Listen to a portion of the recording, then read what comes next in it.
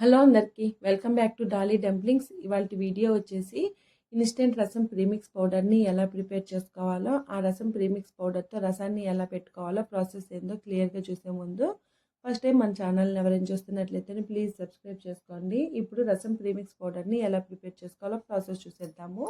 దీనికోసం ముందుగా stove on చేసుకొని కడాయి పెట్టుకొని 2 టేబుల్ స్పూన్లు కందిపప్పు వేసుకోవాలి. మీరు కందిపప్పుని ఎంతైతే తీసుకుంటారో సేమ్ క్వాంటిటీలో ధనియాలను కూడా తీసుకోవాలండి. ఇలా కందిపప్పుని ఒక 2 సెకండ్ల పాటు ఫ్రై చేసుకున్న తర్వాత 2 టేబుల్ స్పూన్లు ధనియాలు వేసుకోవాలి. అలాగే ఇందులో రెడ్ చిల్లీ, 1/2 టేబుల్ స్పూన్ కన్నా తక్కువ మెంతులు, 1 టేబుల్ స్పూన్ జీలకర్ర, 1/2 టేబుల్ స్పూన్ మిరియాలు, 2 రెమ్మలు కరివేపాకును వేసుకొని మంటని మీడియం టు లో ఫ్లేమ్లోకి అడ్జస్ట్ చేసుకుంటూ లైట్ గోల్డెన్ బ్రౌన్ కలర్కి చేంజ్ అయ్యే వరకు వేయించుకోవాలి. ఇప్పుడు ఇందులో 1/2 టేబుల్ స్పూన్ ఆవాలు వేసుకొని కాస్త చిటపటలాడిన తర్వాత వీటిల్ని పక్కకు తీసుకోవాలి. ఇదే కడాయిలో 1 ఇంచు అల్లాన్ని చిన్న చిన్న ముక్కలుగా కట్ చేసి వేసుకొని డ్రై రోస్ట్ చేసుకోవాలండి. ఈ అల్లం అంతా బాగా ఫ్రై అయ్యే వరకు వేయించుకోవాలి. ఇలా వేగిన ఈ అల్లాన్ని కూడా పక్కకు తీసుకోవాలి. ఇప్పుడు ఇందులో ఒక 50 గ్రాముల వరకు చింతపండుని తీసుకొని నేను వీడియో క్లిప్లో చూపించే విధంగా విడివిడిగా వేసుకొని మంటని లో ఫ్లేమ్లో ఉంచి ఒక 10 నిమిషాల పాటు చింతపండుని మధ్యలో కలుపుతూ వేయించుకోవాలి. ఇలా వేయించుకోవడం వల్ల చింతపండులో ఉండే తేమ అంతా అబ్జర్వ్ అయిపోతుందండి.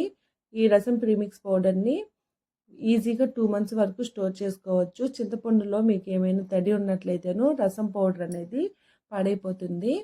ఇప్పుడు ఇదే కడాయిలో ఉంచి పూర్తిగా చల్లారనివ్వాలి. చూడండి, ఇక్కడ పూర్తిగా చల్లారిపోయింది. ఇప్పుడు మనం ముందుగా వేయించి పెట్టుకున్న దినుసుల్లో 1/2 టేబుల్ స్పూన్ పసుపు, 1/2 టేబుల్ స్పూను ఇంగువ, అలాగే 1/2 టేబుల్ స్పూను సాల్ట్ వేసుకొని వీటిని ఒక మిక్సీ జార్ని తీసుకొని మిక్సీ జార్లోకి వేసుకొని మూత పెట్టుకొని కాస్త మెత్తగా మిక్సీ పట్టుకోవాలి.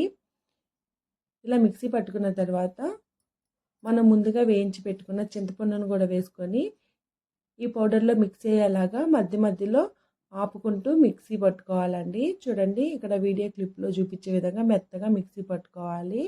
ఇప్పుడు ఈ పౌడర్ని ఏదైనా ప్లేట్లోకి తీసుకొని పూర్తిగా చల్లారిన తర్వాత ఏదైనా 8 డబ్బాలోకి స్టోర్ చేసుకోవచ్చండి.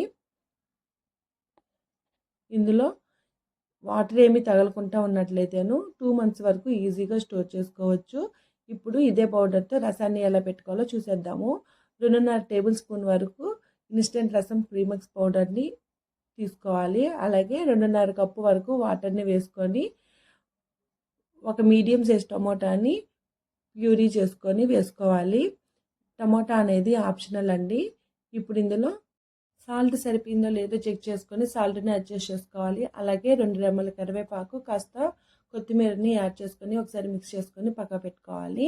ఇప్పుడు స్టవ్ ఆన్ చేసుకొని కడాయి పెట్టుకొని 1 టేబుల్ స్పూన్ ఆయిల్ వేసుకొని ఆయిల్ వేడిన తర్వాత 1/2 టేబుల్ స్పూన్ ఆవాలు, 1/2 టేబుల్ స్పూన్ జీలకర్ర, అలాగే ఒక రెడ్ చిల్లీని కట్ చేసి వేసుకోవాలి. ఇందులోనే 5-6 వెల్లుల్లి రెబ్బల్ని కచ్చా పచ్చాగా దంచుకొని వేసుకొని కాస్త ఫ్రై అయిన తర్వాత మనం ముందుగా కలిపి పెట్టుకున్న రసంలో యాడ్ చేసుకొని మంటని హై ఫ్లేమ్లో ఉంచి ఈ రసాన్ని ఒక పొంగు వచ్చే వరకు ఉడికించుకోవాలి.